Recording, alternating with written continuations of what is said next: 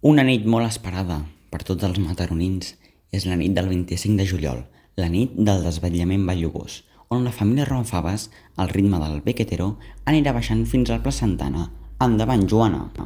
Tot i que hem de dir que, per desgràcia, cada any es va massificant més i cada any hi ha més borratxos i tota aquesta gent que l'únic que fa per molta gent és deixar de disfrutar d'un acte on abans, en els seus inicis, ara fa quasi 40 anys, es podia disfrutar bé.